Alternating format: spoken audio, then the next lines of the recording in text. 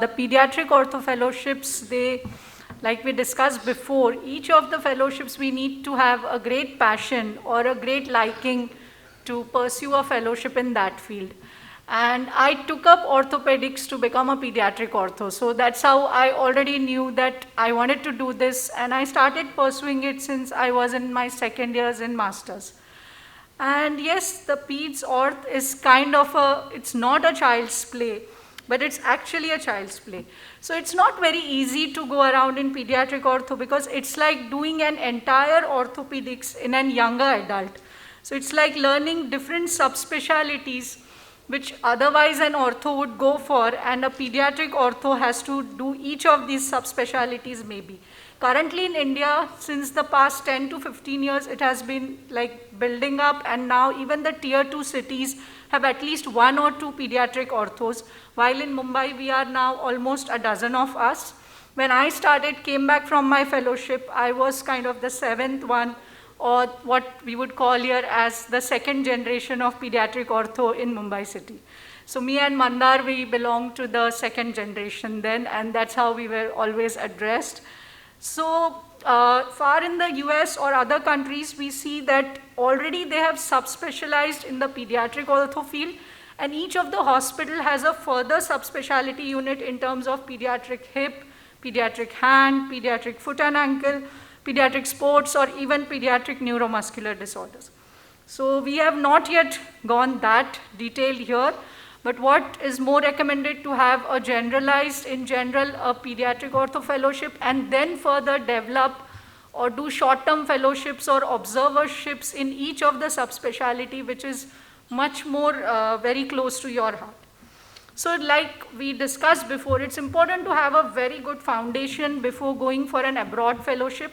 It's important that we spend at least 1 or 2 years doing a local fellowship in our own country. And we, with a country with such a big population, we have such large numbers, and we don't get to see this amount of patients when we go abroad for sure. So considering in our own country, we have so many fellowships for pediatric ortho currently. Way back 10, 12 years ago, there was limitation to this. Currently at Mumbai, we have at BJ Wadia Children's Hospital. The SRCC Children's Hospital managed by Narayana also has 2 pediatric ortho fellowships. Apart from that, Pune, Bangalore, AIIMS Rishikesh, Ganga Hospital, CMC Vellore, Manipal, Lucknow, and even at Delhi. So now there are options throughout the countries because there are so many PDOTs who have been trained and are settled in different cities, and they are very much open to offer these positions to those who are interested. Apart from this, like Rohan mentioned, that now there is a 3-year course at CMC Vellore for AIIMS, CMC Vellore and AIIMS Rishikesh for MCH. So similarly, a NEET-based MCH course for pediatric ortho and a state-based exam or a local entrance for AIIMS Rishikesh for MCH pediatric ortho has been started from this year. So we have currently one of our fellow who's been trying to go for these MCH pediatric ortho, which he'll be pursuing for next 3 years. I think that will change the way pediatric ortho fellowships are with the MCH being coming in picture. It will become more like a pediatric surgery branch, and then further people would probably want to do more of fellowships. So MUHS, that is the local, our state university, has 2 pediatric ortho fellowships. One is at Wadia Children's Hospital and other is at Jupiter Hospital. It's a 1-year fellowship program where there's an entrance required and an exit exam required, and this fellowship is accredited by the university. So apart from this, like we said, the local hospital or the university accredited fellowships, we have the association-based fellowship, which is the Pediatric Ortho Society of India fellowship. And these fellowships have been recently started with the POSI. So the K. Wilkins Inland Fellowship is a short visiting fellowship program, which is for at least 2 months, where they can visit a preferred center of their choice across the country, which includes Dr. Johari's place, and then subsequent centers they change every year depending on whoever bids for this fellowship program. Apart from that, there is a POSI Canadian fellowship program which works through the match program kind of thing, and it is the POSI and the Canadian and the UK fellowship programs. These both the programs have been structured and streamlined through the POSI so that the applicant who is applying gets the whole process done very easily. So for the UK, getting a GMC registration, or for Canada, getting to a competitive fellowship post at BC Children's Hospital at Vancouver is quite difficult, and hence getting through POSI, it becomes very easy. Again, the prerequisites are you have to be a POSI member. So like the spine team emphasized, you have to apply for the memberships of each of the association. You have to be minimum 2 years member, have a local fellowship or a good experience in pediatric ortho, and then apply for this fellowship programs through the website which I have just mentioned here. Apart from this, there are individual consultant fellowship programs which run in all the cities, and they can be directly approached to the individual depending on what practice, what kind of work you want to get exposure to, and what you would like to learn particularly.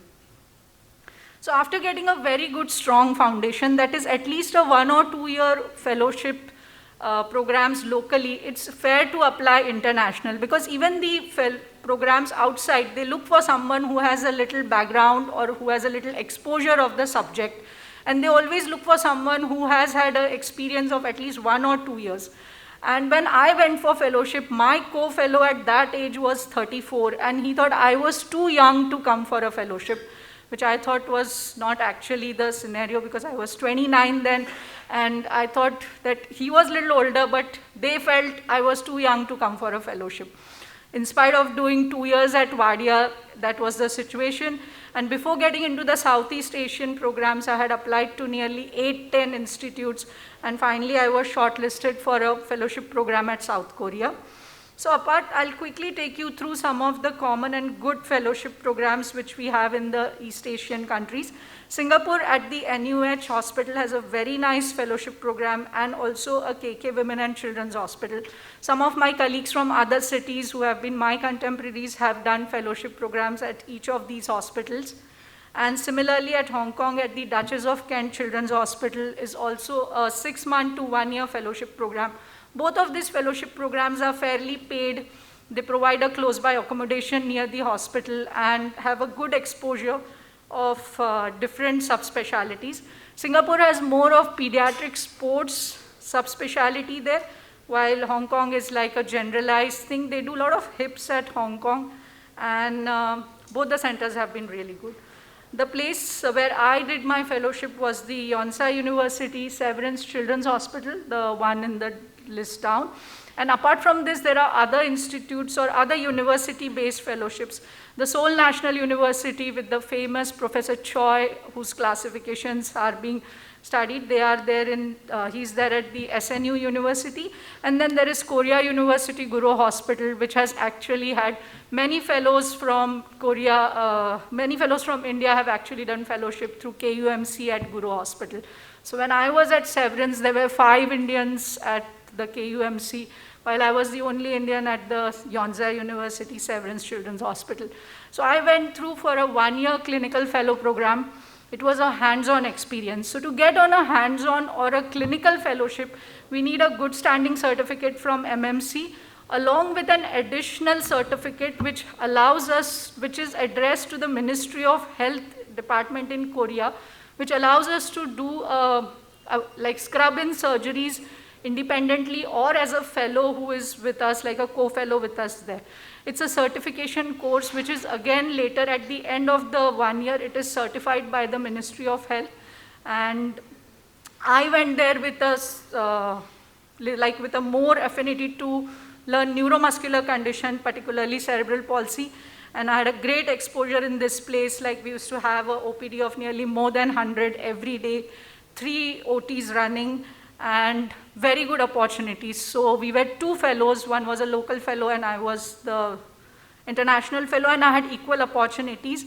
Just like that fellow was allowed to attend 1 international meet, the university or the hospital allowed me to attend 1 international meet, which was actually sponsored. And I got to visit the Deformity Day meeting at Heidelberg as the fellow program here. So I had equal opportunities at even the local meetings which they performed there. And apart from that, since it was a wonderful structured fellowship program, this makes a lot of sense to go for a long-term fellowship program which is particularly structured. Okay. So the shortcomings in South Asian countries are, of course, the language. The entire EMR system is Korean. You need to learn at least some basic things to read out the names. Or maybe if the name is in English, it's easier. When I went, the names used to be in the Korean thing, and they write partly English and partly Korean. You need to learn basic Korean just to get used to living there if you have to live there for a year.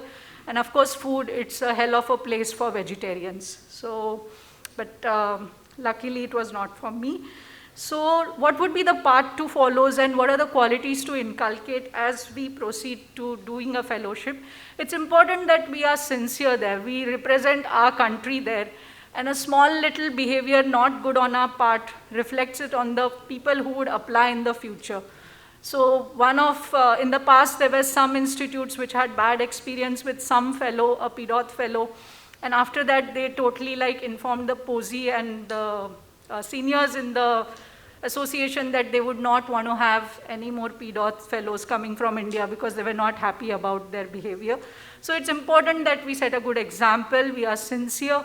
Already the Indians are known to be very diligent. We don't work by hours per week. We tend to work extra hours. That is kind of a plus point for us, and being diligent in work certainly adds to it. We need to present in their local meetings or meetings throughout that year internationally, publish, of course, and make contacts. It's important to make contacts and grow from that place ahead. Just doing a single fellowship is not the way there. So the hospital which I went for fellowship was a sister concern hospital with Children's Hospital of Philadelphia in US. And every year they would send their fellows for further training to US. And looking at the good work I had, even I had an equal opportunity. And from South Korea, I got an opportunity to go to CHOP, which was without an MLE. So this is a basically international visiting scholar program, and this program has many applications. So when I went there and I saw Dorman's secretary, she had a pile of applications, and that pile, she said, was a weekly pile. And they just don't look into it. Just because I went through this hospital, I was considered at a very short notice, and I could easily get in there. And so quickly, to summarize my experience, I would say it's very important to do a local fellowship. So I did a 2 years SR post and a fellow post at Wadia Hospital before going to Seoul. And after the Seoul, I could directly go to Children's Hospital of Philadelphia from South Korea. So I applied for the American visa from Korea, and I went for further studies there. And I did one of the small short observership program, which is now a POSI fellowship program. So POSI does this small observer program at Cincinnati Children's Hospital at Ohio. And when I went there, I was the first one for this program, and then it was not POSI accredited, but I was lucky to get in that program. They had just started it, and somehow I had written to the consultant there, and I was lucky to get in there. So this was my first time I went to America for fellowship or for study thing. And I attended my first international POSNA meeting there. And when I attended the POSNA meeting, I came across this scholar program, which was called Kur Scholar Program. And there was a recipient from Nepal who had received that award that year. And because I attended this meeting, I applied for this program next year. And through this program, I could be an observer at Sick Kids Toronto. Subsequent year, which was a totally sponsored trip, paid registration for the POSNA meeting, as well as 2 months of stay and observership at Sick Kids Toronto.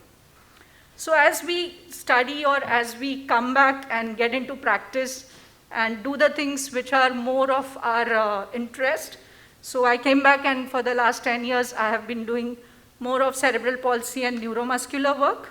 And last year, through the AACPDM meeting, and through the contacts which I had developed all these years, I could get this Scholar Award at Anaheim, California.